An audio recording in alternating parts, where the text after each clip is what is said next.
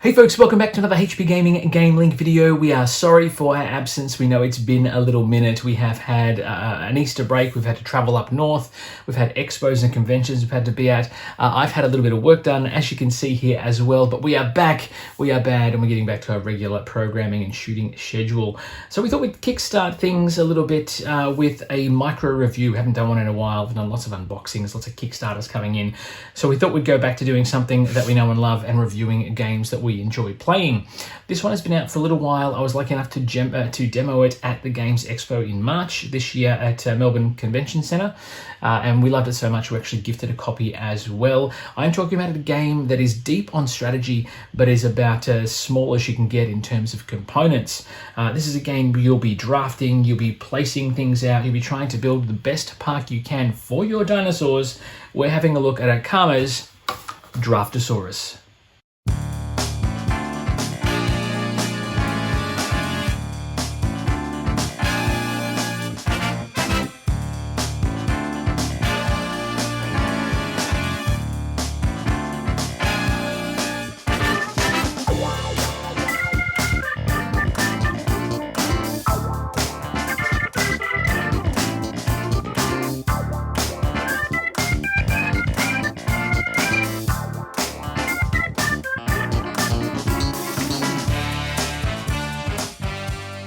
Welcome back, folks. It is good to be back. For those of you who don't know me, my name is Matt, and if you don't, you should by now. I'm sure we're going to become the very best of friends. As I said in the tease, we are taking a look at Draftosaurus, which is this drafting worker placement, dino placement-y game by Ankama Studios, who is the same studio that put together the ever wonderful Monster Slaughter, which you can see on our channel up over here. This is a game, if you have a look down here, of all of this epicness here. This is also the two different expansions, Draftosaurus Marina, Draftosaurus Aerial Show, boards and things. It is a very simple game at its core. It's played literally on this bad boy, just a single board here, and you are going to draft these boys here, dinosaurs, from this bag. Take one, place one, pass them along Sushi Go style. It is very, very simple, easy to pick up and learn, probably 2 minutes to learn and a lifetime to master. There is a lot of strategy as to which dinosaurs you place, remembering what's coming around, etc. As you can see, the board has a number of fields. Now, at its core, Draftosaurus is a game you'll be drafting dinosaurs. You'll take 6 of these from the bag. Someone's going to roll the dice, and depending on the die roll, you're going to have to place your dinosaur in one of those places. Now, it could have to be all like dinosaurs here or different. The paddocks all have different rules and regulations for placing dinosaurs. I will say too, if you are the lucky player to roll said cube, you don't have to abide by those rules. You can place them wherever you like. The river also allows you to score extra points, things like that. It is really simple in terms of strategy, but in terms of working out the best way to place your dinosaurs, that is where the game is played.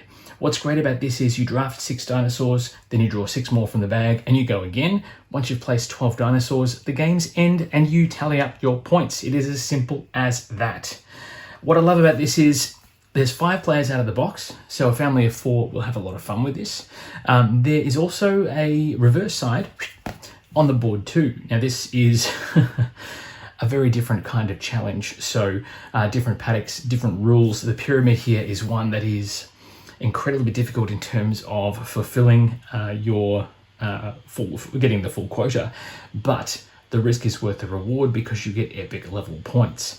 Now the base game is full of strategy and full of ways to score points to best use the dinosaurs you have to draft, but if you want to add a layer of complexity that far surpasses everything you can see here, you can add one of these expansions. Now, not only do they add in extra dinosaurs for your game into your bag of goodness, they also add these extra little boards as well. Now this board, the Marina board, extends the river.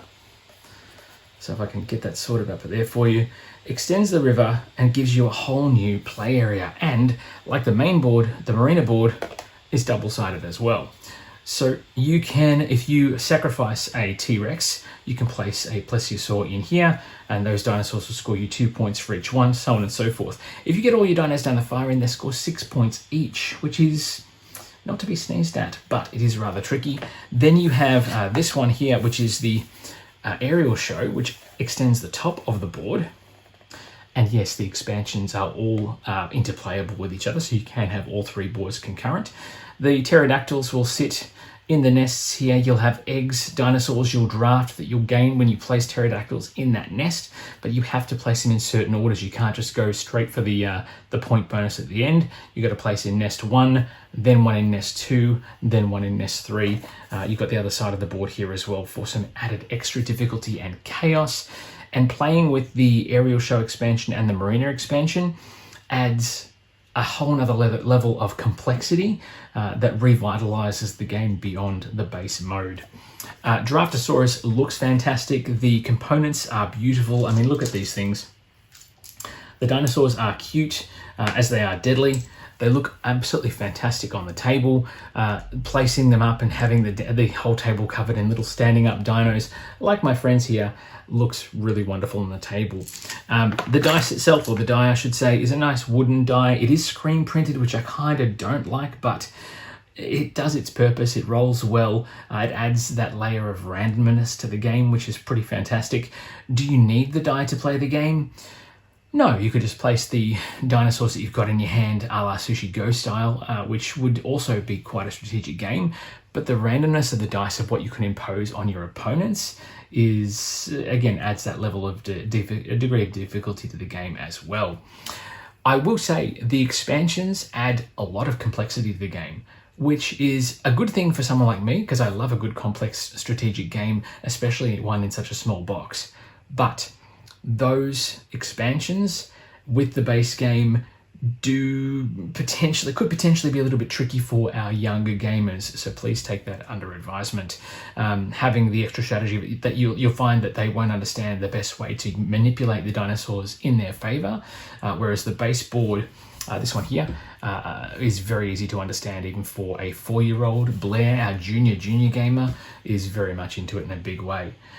We've played a couple of rounds on the winter board, and again, very, very complex in terms of rule scoring, especially because scoring on this board relates to players to your left and right. This side does relate to you having the most of one particular dinosaur, but on this side, there's a scoring panel that means you have to have more dinosaurs than the player to your right.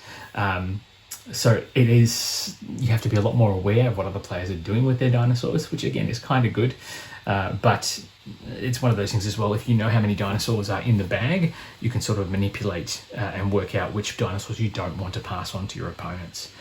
All in all, Draftosaurus is a fantastic board game experience. Plays in as little as 15 minutes, unless you're really agonizing over where to place your dinosaurs. A great one that is quick to play time, an excellent filler game by Ankama. And I think it's one that's going to hit our table for a long time to come. I will give you a bit of a flyover about how this one looks like when it's all set up. If you have any questions, by all means pop them in the comments below, and we'll be back soon for some more epic board game content. Until then, get out there, play more games, get back to the table. We'll see you back here very, very soon. Till then, it is bye for now.